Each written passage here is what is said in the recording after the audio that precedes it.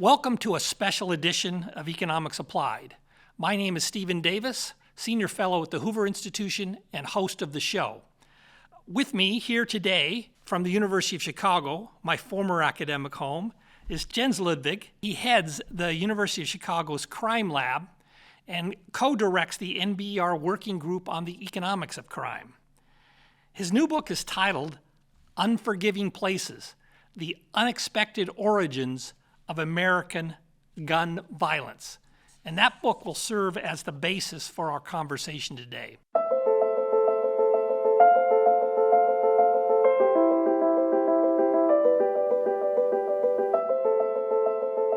Welcome, Jens. It's great to have you on the show.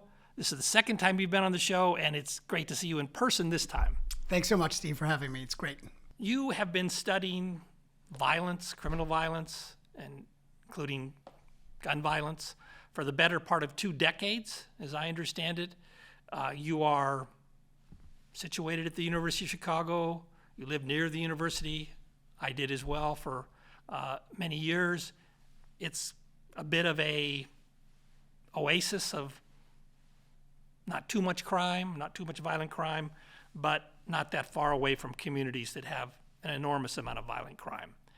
Now, one thing that's apparent on reading your book is your views about how to understand gun violence in America have evolved over time, partly based on evidence that you've accumulated yourself and developed, but also based on evidence from many other scholars. So to help us understand kind of the intellectual journey you've gone through, but also, to help us understand how you see things today and perhaps persuade some in our audience, let's start by just sketching out the traditional narratives or explanations around gun violence in America, why it is so high compared to most other countries, and also why it differs so much across cities, communities, and neighborhood. So give us the traditional views. Yeah, terrific. Let me, I've actually been working on this for 30 years, hard as that is to believe. Yeah. Let me start off with the topic that I really started my own research career on, which is gun regulation, gun control.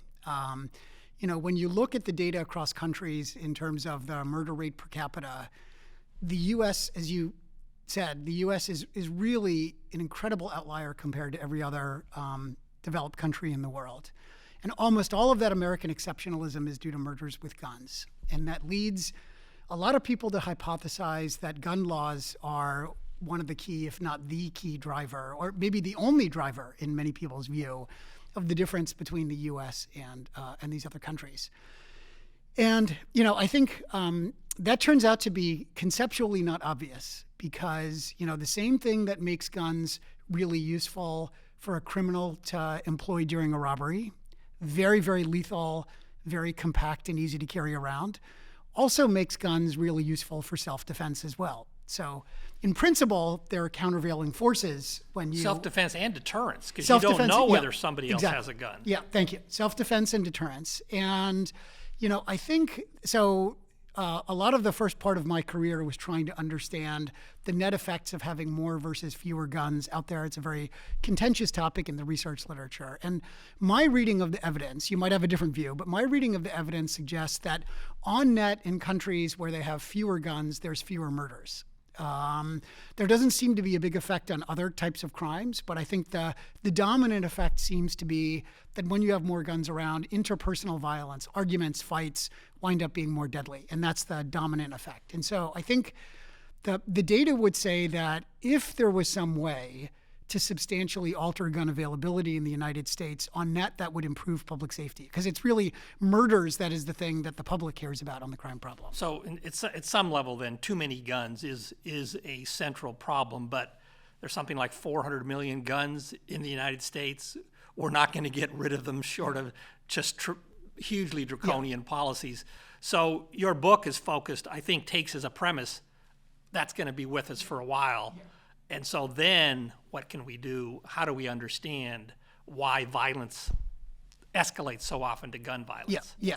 Federal gun laws set a floor, not a ceiling, on gun regulations in the United States. Cities and states are still allowed to supplement federal gun laws to the extent to which they want.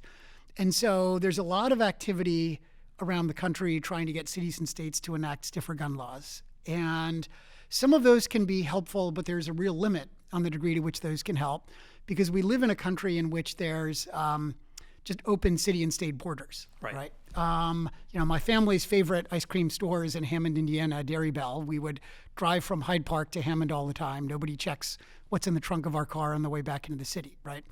And so I think it's really not, to the extent to which there would be any possibility to change laws that would really potentially move the needle, they'd be at the national level. The politics there are stuck. So I think a lot of people look at the stuck politics of gun control in Washington, D.C. and think, so there's nothing to be done. And I think the good news is that there are two paths to solving the problem, not just one. So the very cartoonishly simple way that I've started to think about this is gun violence equals guns plus violence. It's gun availability plus the willingness of people to use guns to harm one another. And even if, for better or for worse, if the gun situation in the United States is stuck in place, depending on your politics, that's either a good thing or a bad thing, whatever.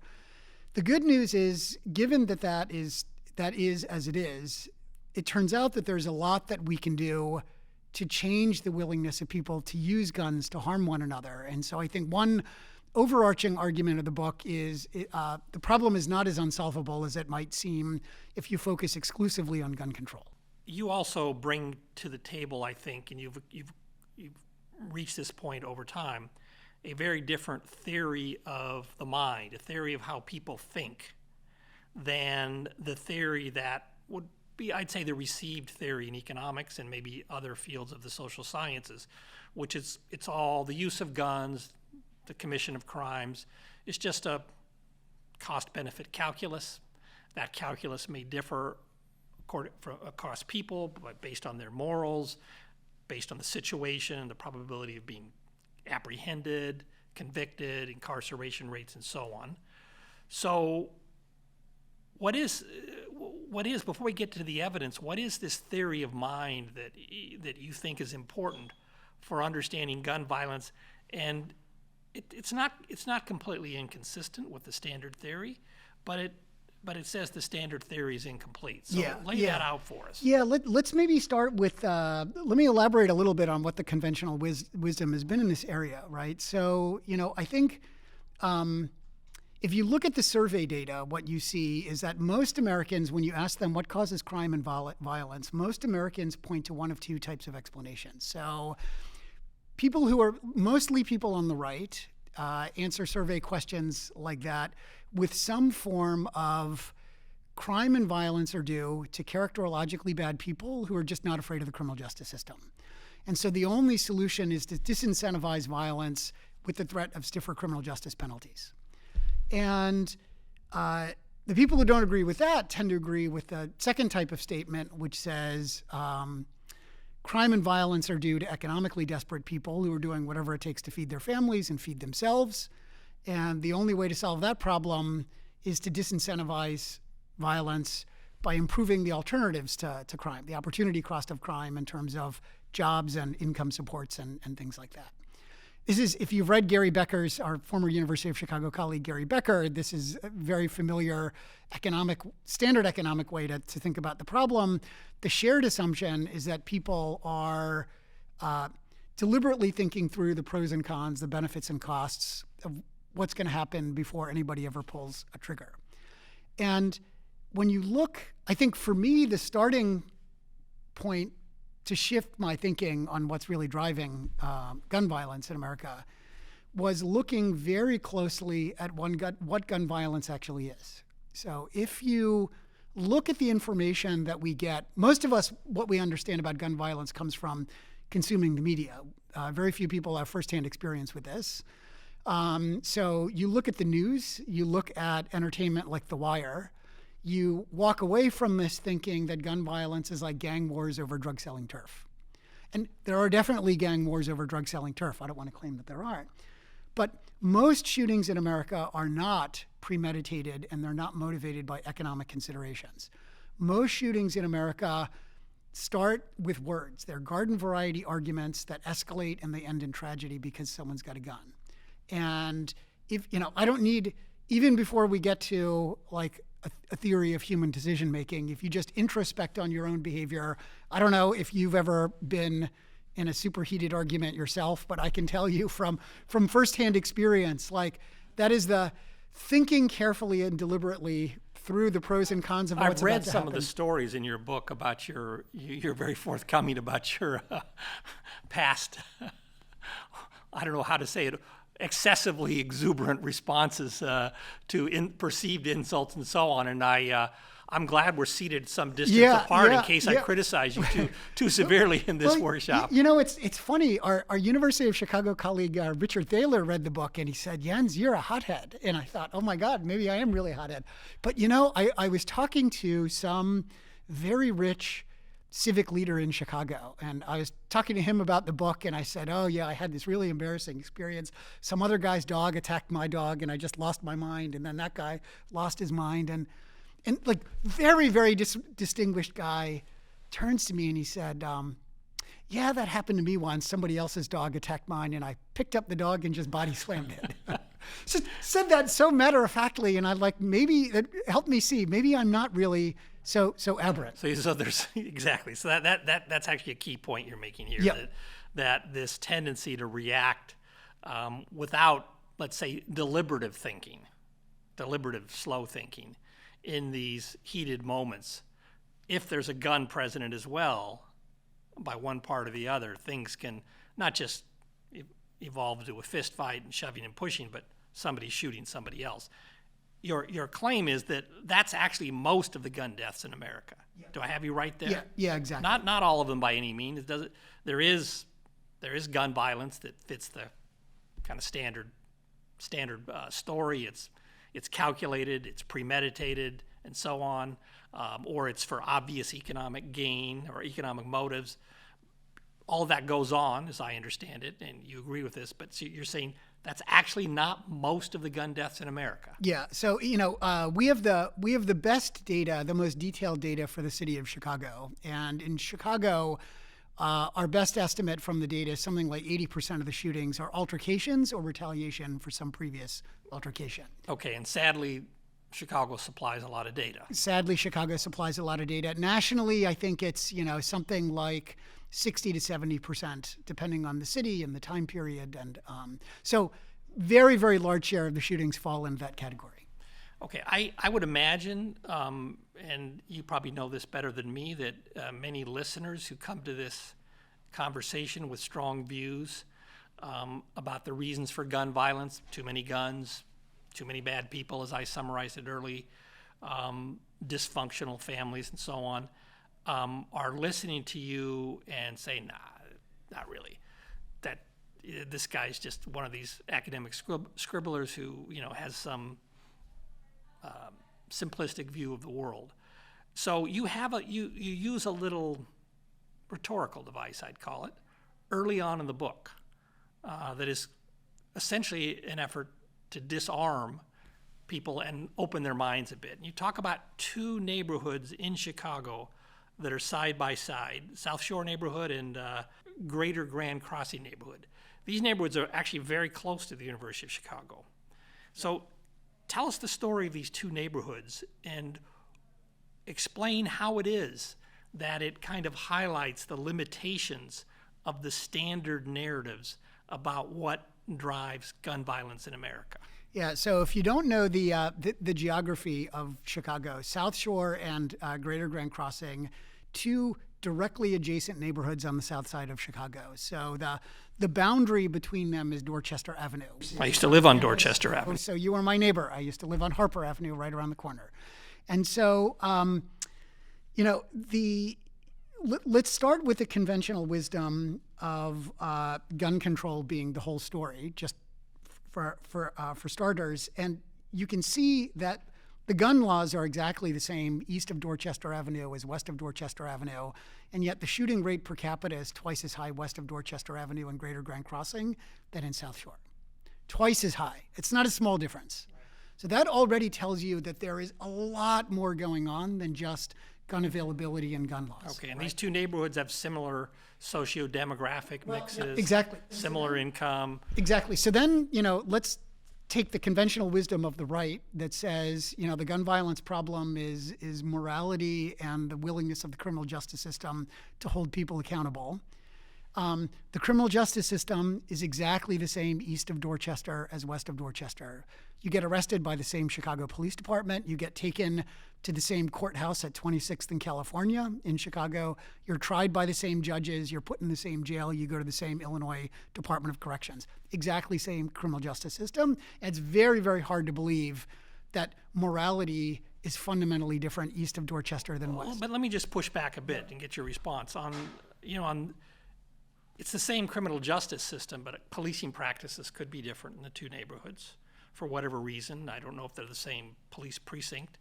On the morality point, maybe, I don't know, are churches more present in one neighborhood than the other? Are they more effective at cultivating moral behavior, whatever that means? So there are other things that could be different between these two neighborhoods, which would be interesting to understand and might feed into the standard narrative or might not. Yeah. I mean, if anything, interestingly enough, the police commander west of Dorchester Avenue is, if anything, more aggressive in making zero tolerance arrests than east of Greater Grand Crossing. So in the neighborhood where gun violence is twice as high, the police are, if anything, doing more enforcement than in the neighborhood where gun violence is low. There's reverse causation. We could get into that. So more enforcement in what sense? Arresting people more? Yeah, arrests for misdemeanor offenses. Arrests for misdemeanor offenses. Yeah, this is sort of like broken windows, zero tolerance and arrest policing. means you sit in jail overnight? What does it mean in most cases? In Cook County, it means that you sit in jail overnight and then you go home and you'll probably be assigned to probation, kind of thing. Right. So, and then I think your point is right, which says in principle, the front end of the criminal justice system could be different because there could be different policing practices. Everything post-arrest is identical because it all flows through the same Cook County courts. And if anything, your intuition would be that the police commander that's policing more aggressively would be more helpful in a deterrent sort of way, and that doesn't seem to be the case. Okay. So, and it could be that there's maybe one or two more churches east of Dorchester Avenue than west of Dorchester Avenue, but surely people are not twice as moral east of Dorchester Avenue to explain literally a 2x difference. So at a minimum, there's a puzzle here and to be explained, and we'd like to understand what's going on there. And correct me if I'm wrong, but you see this particular side-by-side neighborhood comparison as something of an exemplar or an illustration of what's true more broadly across localities and neighborhoods in the United States. There's just a tremendous amount of variation in the level of gun violence that does not fit neatly into the standard narrative. Exactly. And just to point out that the conventional wisdom of the left can't explain this either, right? So that's right, yeah. Both neighborhoods, South Shore and Greater Grand Crossing, they have almost exactly the same average household income and poverty rates, right? And so this goes to your point too. If morality were fundamentally different, you would think that employment is different or whatever it is. You don't see that. Well, and I want to interject here. That's one problem with the conventional narrative on the left. The other problem is it kind of wants to solve all of society's problems first as a way to reduce gun violence. That just doesn't seem like a very practical approach. Yeah, well, I agree with that. I agree that we cannot have gun violence be the thing that we have to solve everything else in order to solve. I totally agree with that.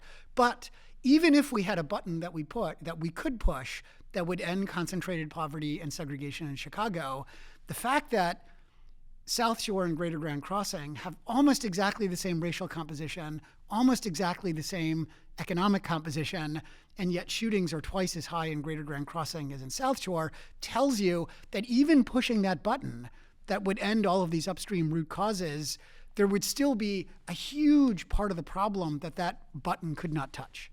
It's even setting aside how hard it would be to change these big social problems. Okay, I see that, but I think the more basic point is we're not going to solve these root problems. We're not going to get rid of 400 million guns or 390 million of them overnight. So how do we explain the variation that we see across lower income neighborhoods, for example, in Chicago or elsewhere.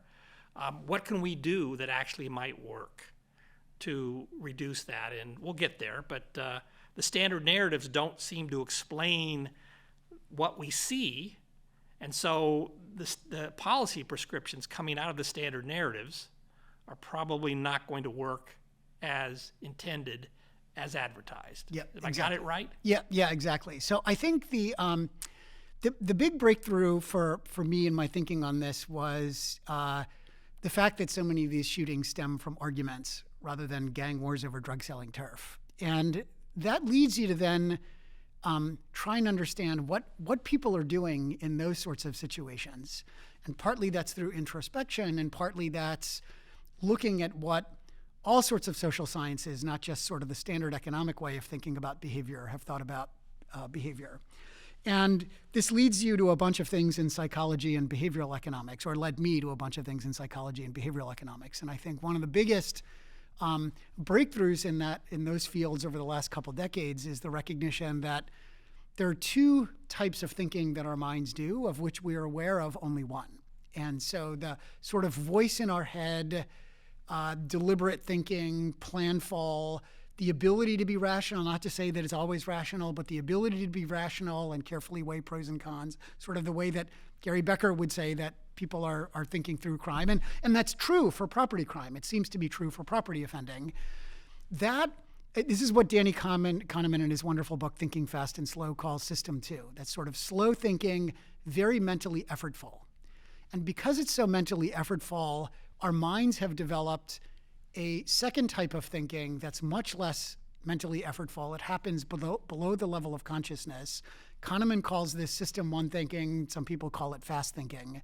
It's basically a series of automatic responses that we develop to deal with routine, usually low-stakes things that we see in our daily lives and are just very adaptive. They normally help us.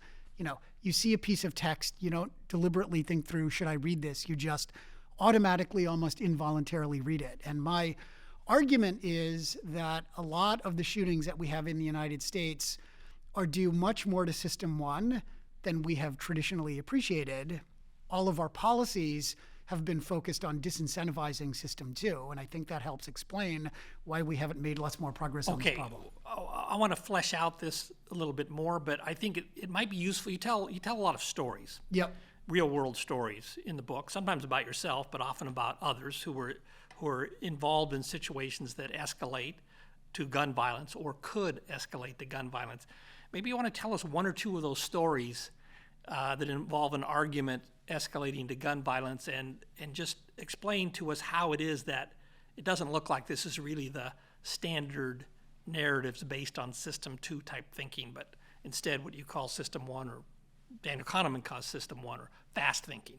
Yeah. Give us a couple stories to kind of really illustrate the point that is at hand here. Let me give you an example that puts me front and center, because I want to really underscore a point that I think is central to the book, and I hope this comes through, which is I really do think that there are universal features of human decision-making and cognition that are not specific to, there are psychopaths out in the world. So I want to be clear, I recognize that there are people who really are in the extreme tail of the distribution. But, the 80% of the shootings that stem from arguments, I think most of the people who are involved in those shootings are a lot like everybody else. They're not aberrant or deviant or fundamentally different.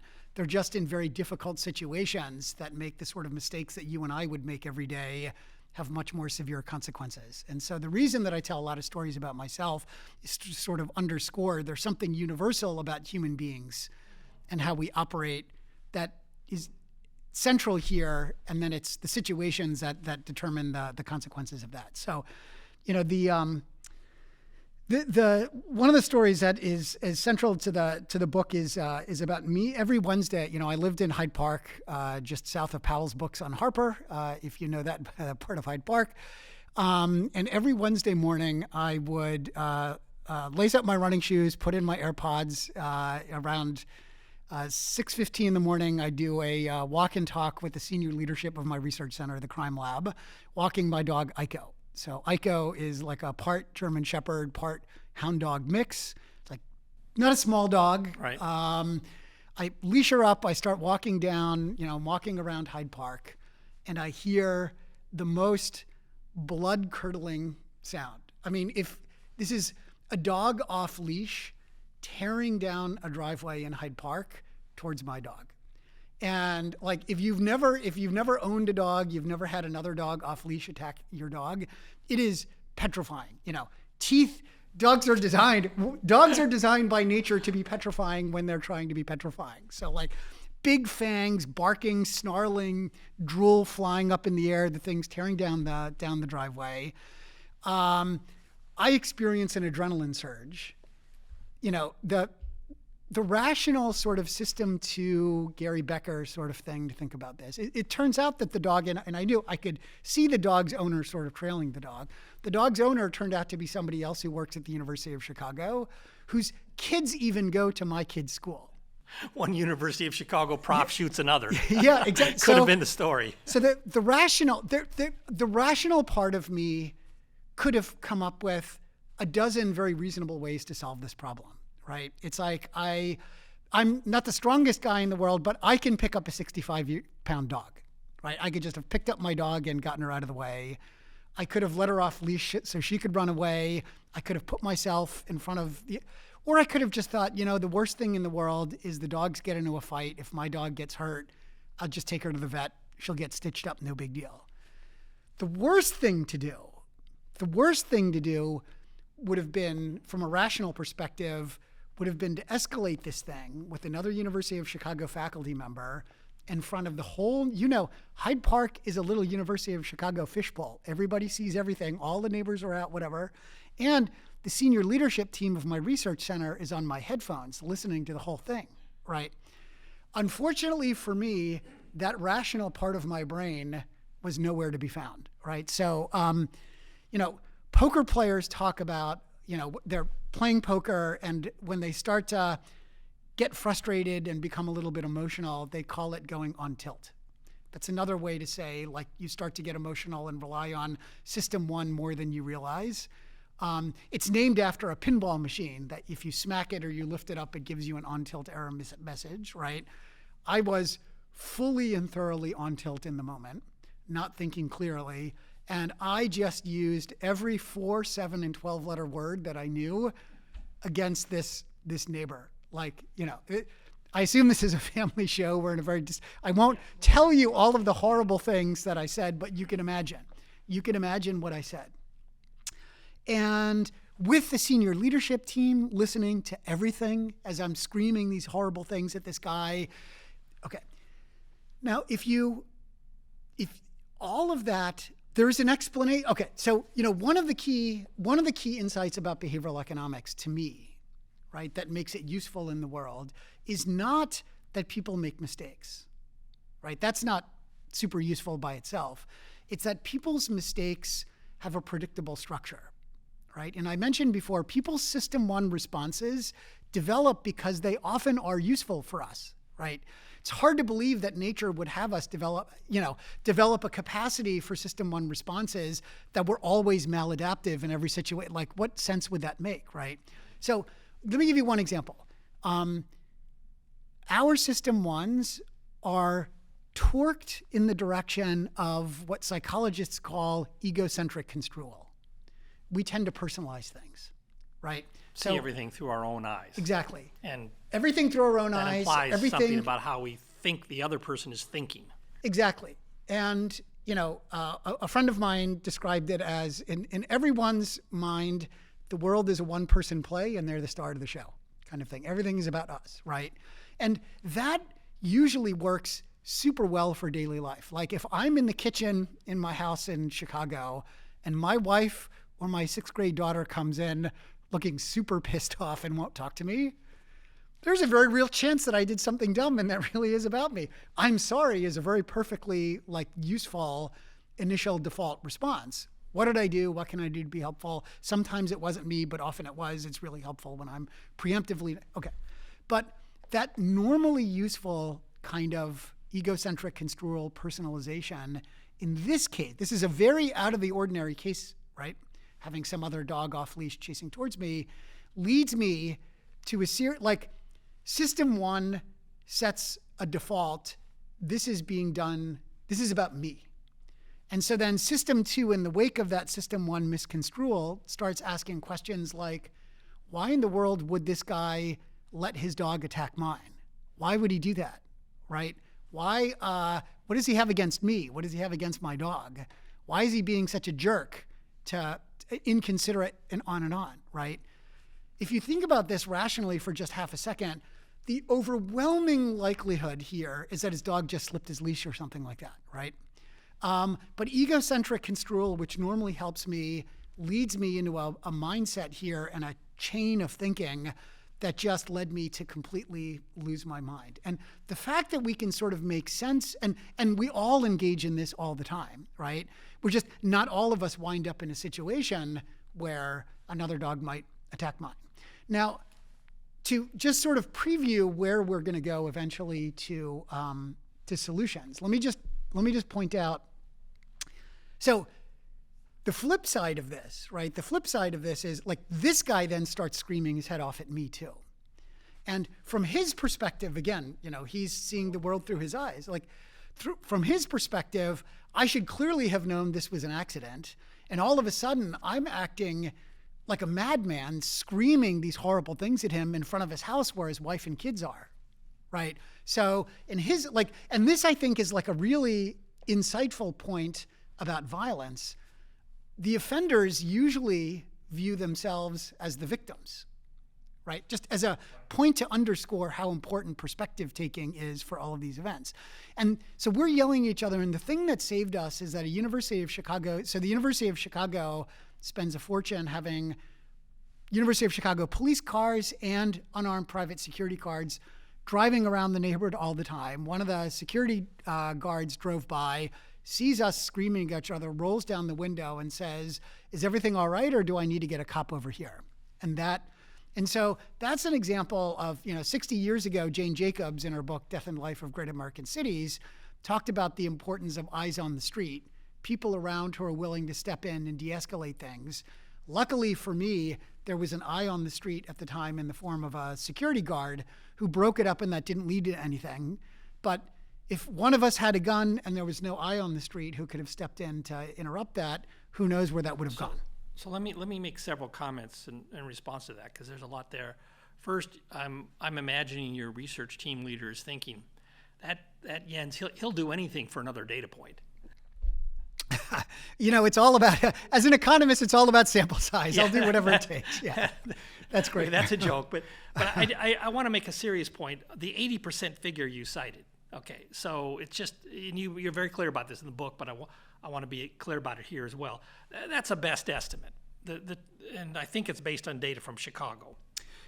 We get data from Boston. We have data from a bunch of cities collected in all sorts of different ways. The point I want to get is there's actually a lot of uncertainty as to what share of gun deaths should be attributed to this kind of argument escalation that you described.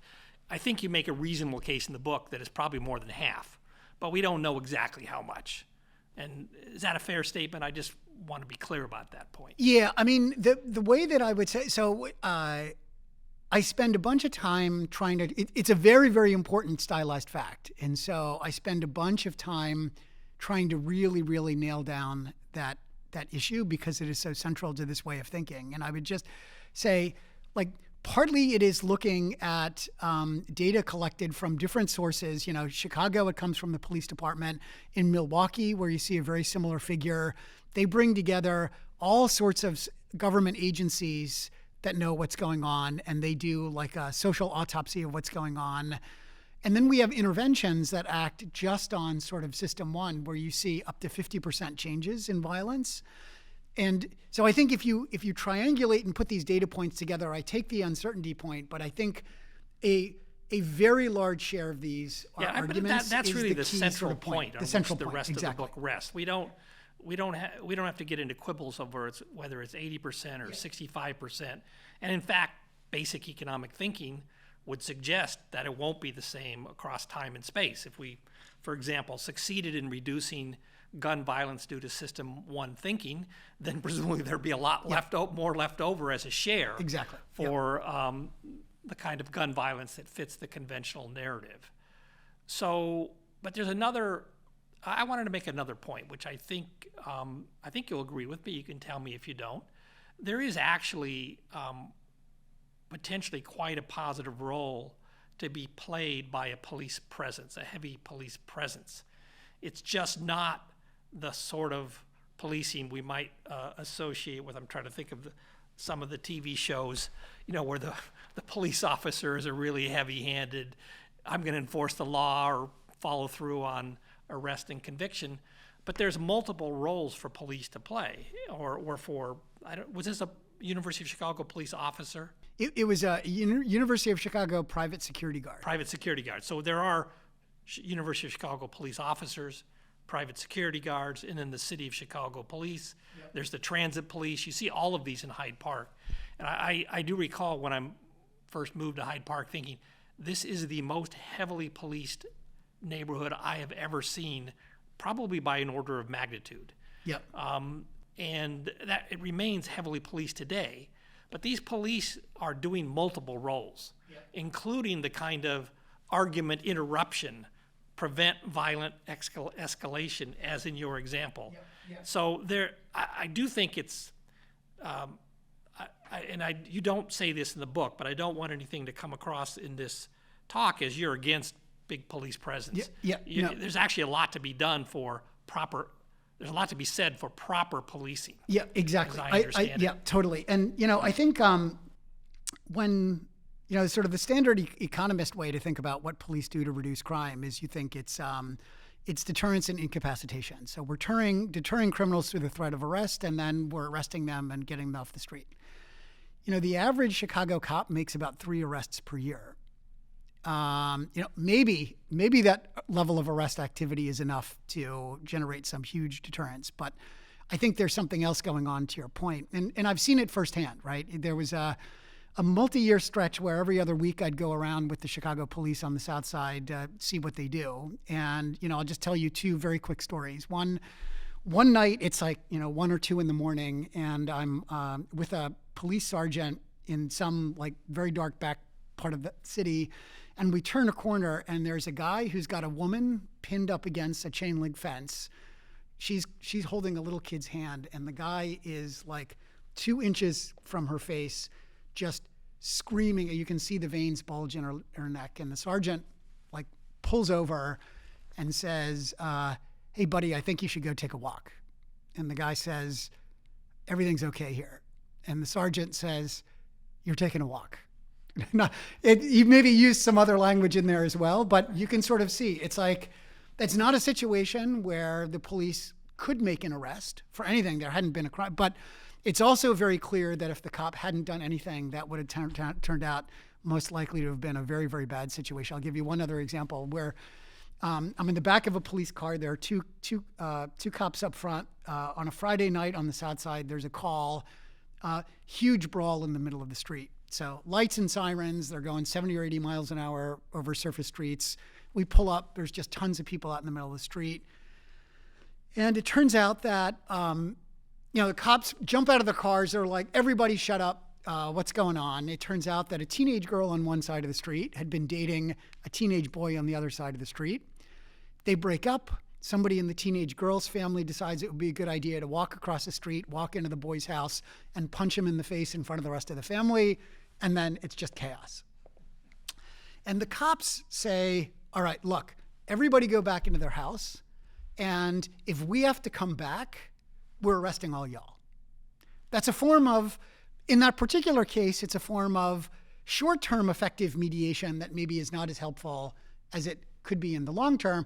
We get in the car. I turn to the sergeant. I say, "Do you think that solve the problem?" He's like, "No, we're definitely going to come back here again later tonight." And I just wanted to add, so I'm a big believer in the importance of police and police presence and their ability to serve as eyes in the street, especially in situations where no neighbor wants to get in the middle of that, right? It's only the police who are willing to step in to 20 people fighting each other in the middle of the street. But I do think as a complement to that, there are all of these nonprofits doing what they call violence interruption.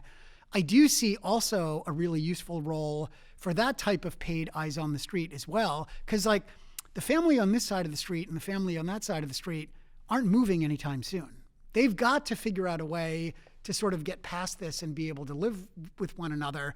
That's not on a Friday night on the south side of Chicago, every 15 minutes is a shots fired or man with a gun call. The cops don't have the time or the training or the temperament to sort of sit there and mediate this for an hour. We were there for 15 minutes, got everybody back in the house, cops drive off. We need something to sort of come in behind and mediate, but you can see how both of those systems could really be so helpful and important and complementary. Right.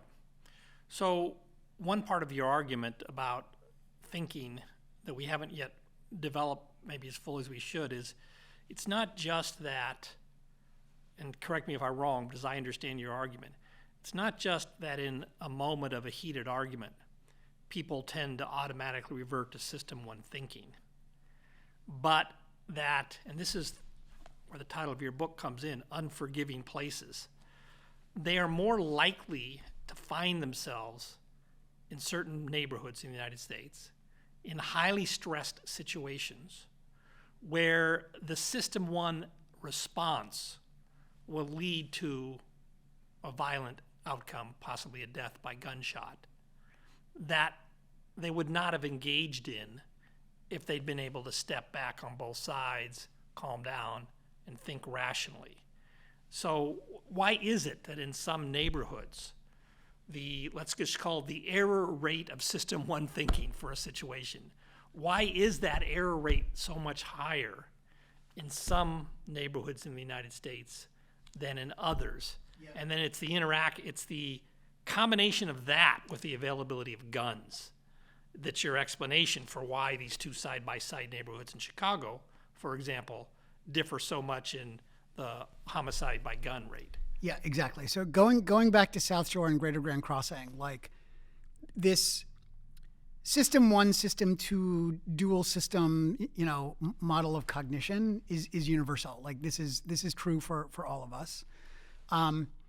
So what is it then about Greater Grand Crossing and South Shore that's different? So my friends Sendhil Mullainathan and Eldar Shafir have a wonderful book that came out about a decade ago called Scarcity, where they point out that when people are under stress, the reason that we have system one is because system two, our slow thinking is very effortful. And so we rely on system one to conserve on mental bandwidth. And they point out that there are a bunch of things that are stressful to people that, mental bandwidth tax leads us to rely more and more on system one. And there are lots of things that we can see in the data that would make you think that Greater Grand Crossing imposes a much greater mental bandwidth tax on people who live there. So let me just give you a couple examples. Like one example for starters is you can see pretty clearly in the data that COVID, for instance, hit Greater Grand Crossing much harder than it did in South Shore. So, the number of people who are grieving the loss of a relative or a friend, 1 or 2 or 3 degrees of separation in their social network is much higher in Greater Grand Crossing than it'll be in South Shore. If you look at 311 data on calls for things like graffiti and other sorts of disorder, that's much more common in Greater Grand Crossing as well. And we have a bunch of research that suggests that that sort of disorder is very sort of psychologically taxing to people as well. And so I think, for starters, there are reasons to think that Greater Grand Crossing is imposing a much bigger bandwidth tax that is putting people at greater risk for going on of this is if I'm tired or highly stressed, I'm more likely to snap at someone or lose my temper. That's just an everyday version of this. Yeah, exactly. And so there's a bunch more things in the environment that are stressing people out in Greater Grand Crossing. So that's part of it. So that's part of it. To it, right? And the other part, there are two other parts to it, I think. The other part of it is you can see in the data that there just seem to be fewer eyes on the street in Greater Grand Crossing than in South Shore, right? Like I was saved in Hyde Park by the University of Chicago security guard driving by and stepping in and intervening. By accident of geography, you know the South Side geography as well as I do, but for those who don't know Chicago, South Shore has the great advantage of being located along to me, the best thing about Chicago, which is our beautiful Lake Michigan. And I think as a result of that accident of history, there's just, as you know, there's tons more commercial development in South Shore than in Greater Grand Crossing. And as Jane Jacobs was writing 60 years ago, this sort of mixed-use development where you have stores interspersed with residential is really useful in drawing people out of their homes and out into public places where pro-social adults have the opportunity then to sort of step in and act as eyes on the street and de-escalate things. And so when people, you're more likely to go on tilt, rely on System 1 and Greater Grand Crossing. And when that does happen, conditional on that happening, you're less likely in Greater Grand Crossing to have somebody around who's willing and able to step in and say, you don't want to do this, knock it off, it's not worth it, just go home kind of thing. And then the third thing that you mentioned, which is just super unhelpful as well, is as best we can tell in the data, there's just lots more gun carrying in Greater Grand Crossing. So more guns out in public when people do go sideways. Interestingly, by itself can be a rational System 2 response to the concerns about System 1 violence or System 2 violence. Yeah. No, that's the thing.